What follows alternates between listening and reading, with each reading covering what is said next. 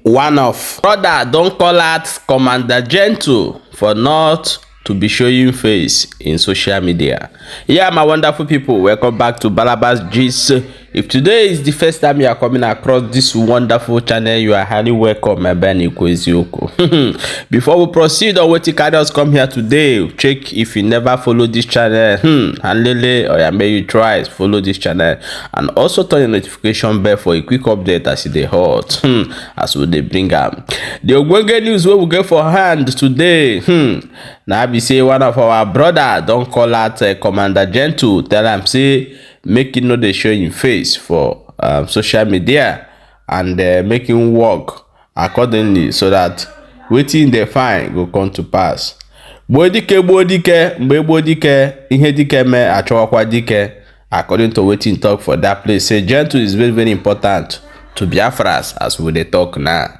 Say the loss of Ikelso was a very heavy pain give to Biafrans. So Gentle that he don't want anything to happen to Gentle. So we are going to play the video and we'll come back and proceed. But please, you must try to share this video so that it will get to Commander Gentle, because the aso okwa gwara dike wiz ka agbagaralia.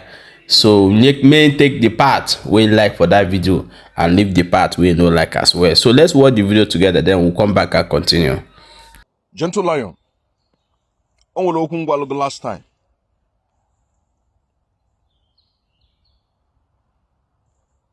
On chanine, if honorable volunteers under the leadership of Mazen Nnamdi Kanu. It doesn't matter. Afa abalago, duka etun suwe gwago. And duka etun suwe okwu nkwulu ogede anga asalam adna oburu ihe niile bi fefere mba ụwa. Oburu ife niile ka na-apụta n'efere mba ụwa. Matter of fact, onye ndu Mazen Nnamdi Kanu achọrọkwa na-apụta n'efere mba ụwa. Which I'm very very sure that I need very much aware of this. Biafrans, half of Gnanya.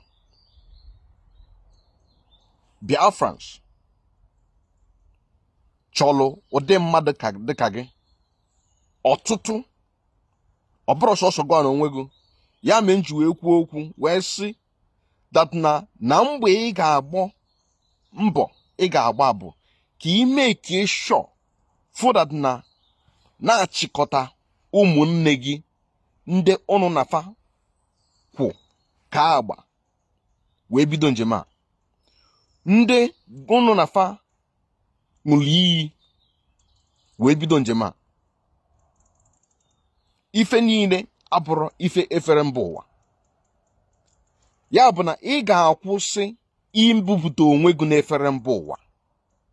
Maka na ka ị na-eme ihe onyonyo anụnwa na-egosi onwelu other people bụ ndị na-achọ ka capture faces.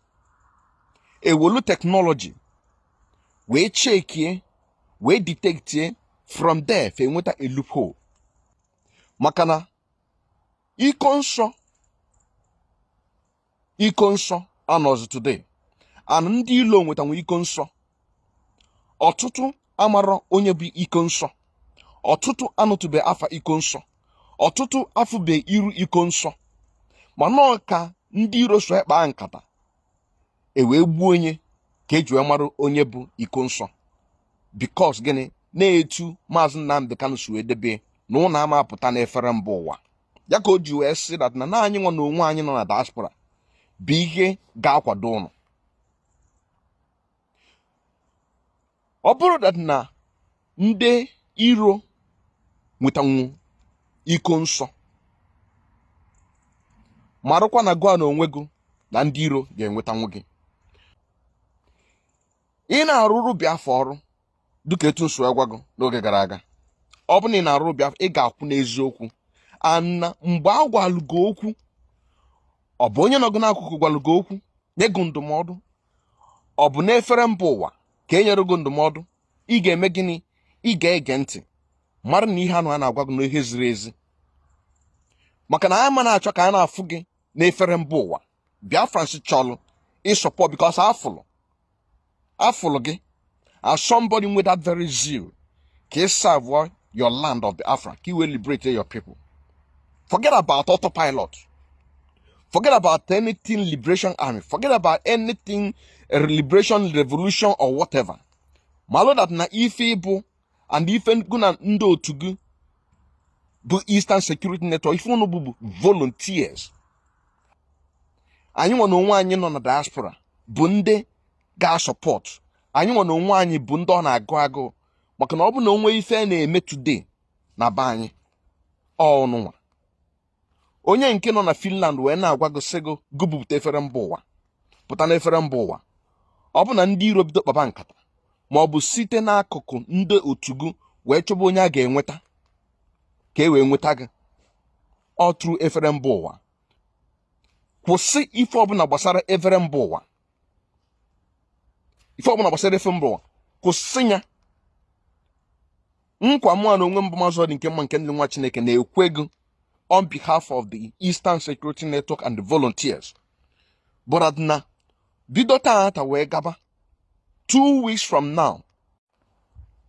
Taata bụ 12th of October 2023.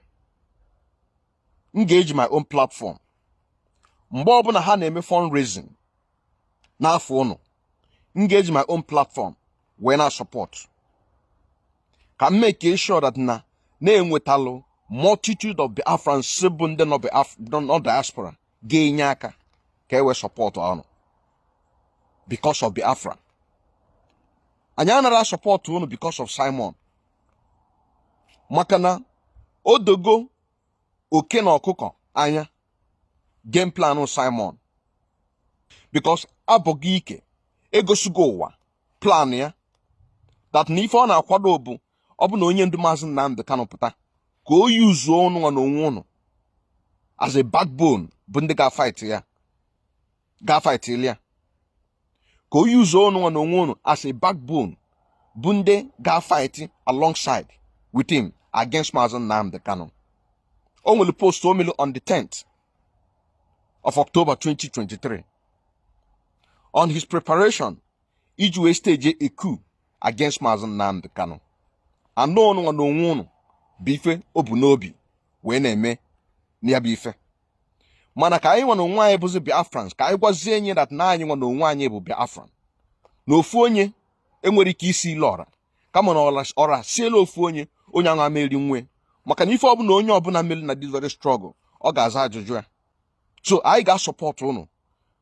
Mana m na-enye ụnụ 2 weeks from now. Tata bụ 12th of October 2023. 2 weeks from now. Anyị ama na-achọ ka anyị na-afụzi anything ka ụnụ na-apụta na social media. Wonderful people, welcome back. As you have watched that video and hear everything where this our brother talk for this particular video. In this video we are going to do it like this. If you support waiting this our brother talk, may you write supported. If you get your own agreement or any advice as well, we want to give the commander gentle or this our brother we talk this thing, may you still drop out for comment section.